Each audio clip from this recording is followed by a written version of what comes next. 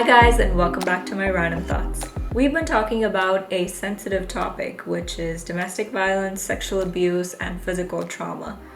A lot of you have been writing in the comment section and sending your story on Facebook Messenger. I really appreciate it. But today we're going to listen to one caller who is going to share her experience with us, but more importantly, how she got out of it is a story that she's going to tell us about. Let's take this call. I was dating this ex for like 5 years, 5 to 6 years, and this was back in India.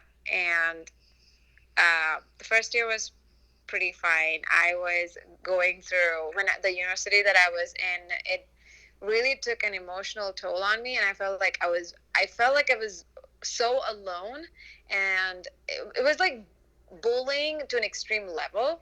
So I just couldn't handle it on my own, and then it was more like 13 reasons why, like unfolding one reason at a time in my life. And I was close to like literally ending everything, and this guy comes along, enters into my life like a hero and saves the day. And everyone would tell him, like, don't, like, why would you why would you accept her, why would you go after her? Like, he's like, I saw that you were genuine and authentic, and I just knew that you had way more than the stories that were being told. So okay, I'm like, that's pretty cool. And I'm a person who's really loyal and very loyal. I mean, pretty much I'm loyal. I don't go behind someone, or like I don't cheat on the person. So once I'm like committed, that's the word. I'm really committed, super committed. And I really took this relationship very seriously, and he of course took me seriously.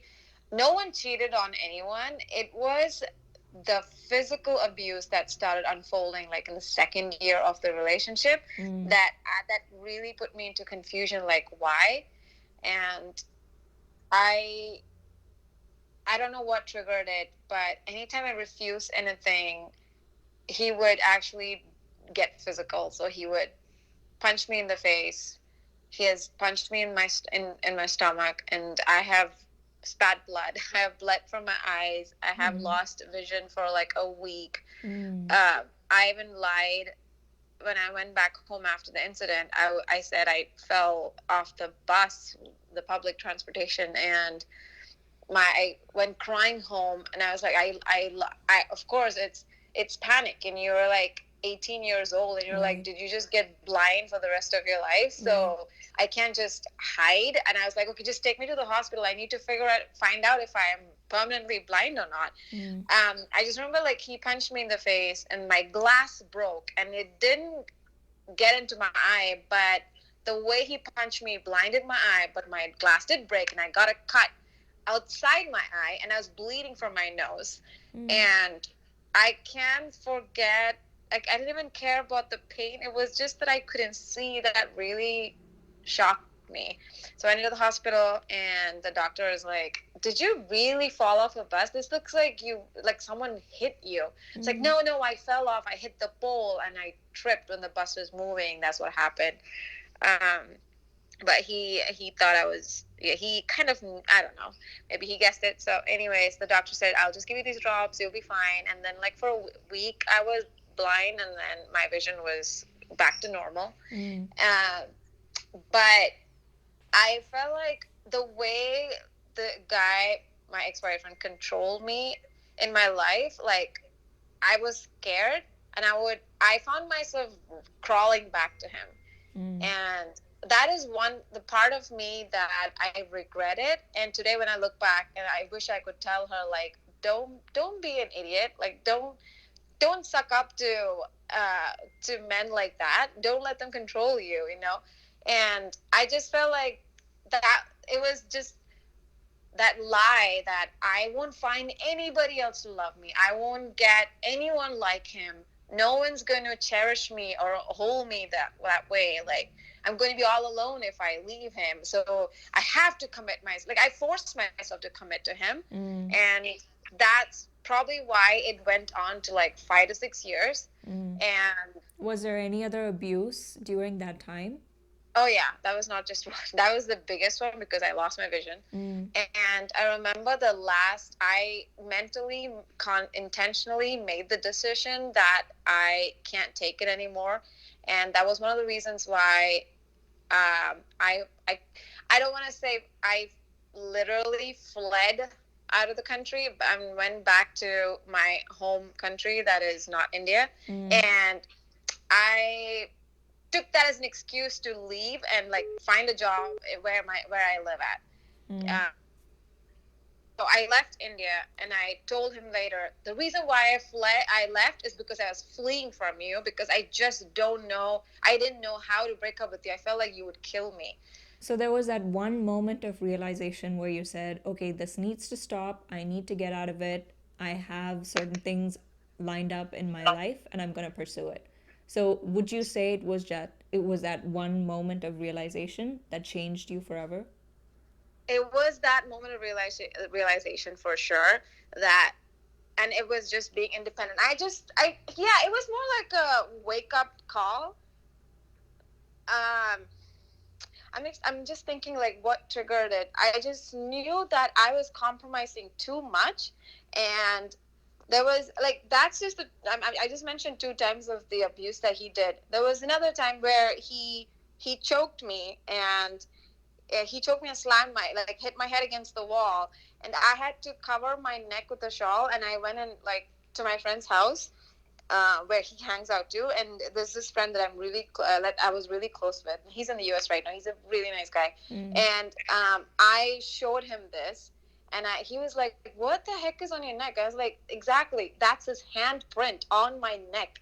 Mm. You can see it too. Do you see what I'm putting up with for 5 years?" Mm. And then whenever he pinches my arm, and my literally my skin tears, and I bleed there. So like it's like blue black all over my body, and it's visible. That's the thing. Or he would yell at me in the middle of the street and just leave me there, and he'd be like, "You find your way back to the dormitory. Like I'm not going to take you." So he would just yell in front of everybody, slap my face.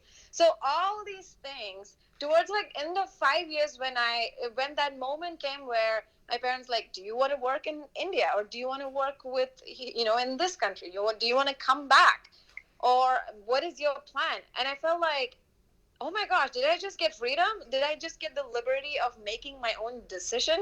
That's when I realized that I had to cut ties, or else I'm not going to be able to have a good life of my own. Mm. But I'm also that woman where I think for the future, and I felt like I was not being, I was being selfish for my legacy. I wasn't being selfish for myself. I felt like, Wow. I know if we get married, I'm for sure we're gonna have children. I felt like I was thinking for my children, which I was not going to have for another 5 6 years, but I'm like, no, that's eventually going to happen.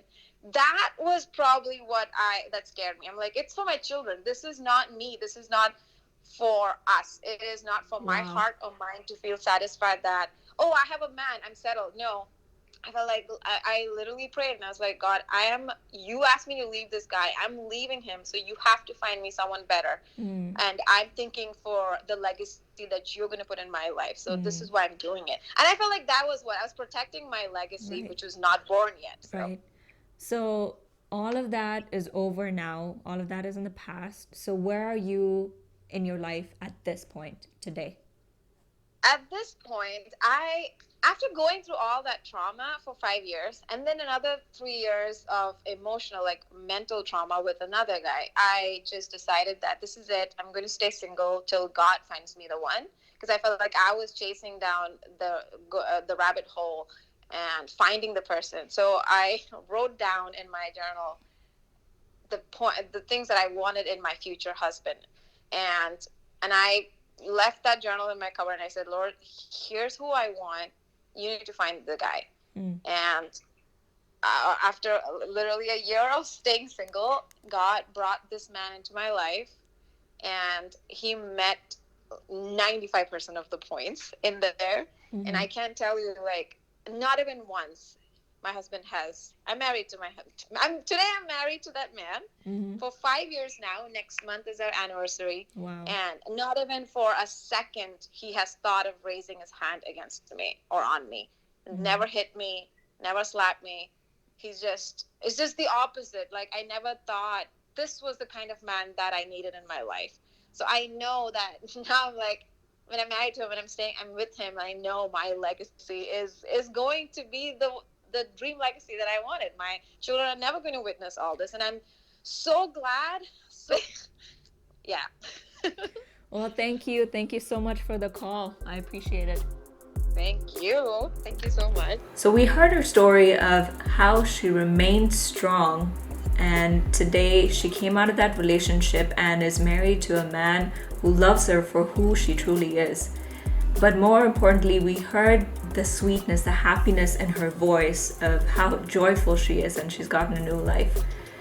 This is so inspiring, and I hope it inspires you as well. For everyone who's going through a situation like this, I hope that motivates you to tell someone, have a strong support system, and to come out of that situation, whatever it might be.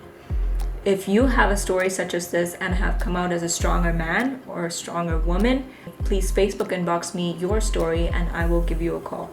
Please share this video so that other people who are watching or going through this can also be benefited.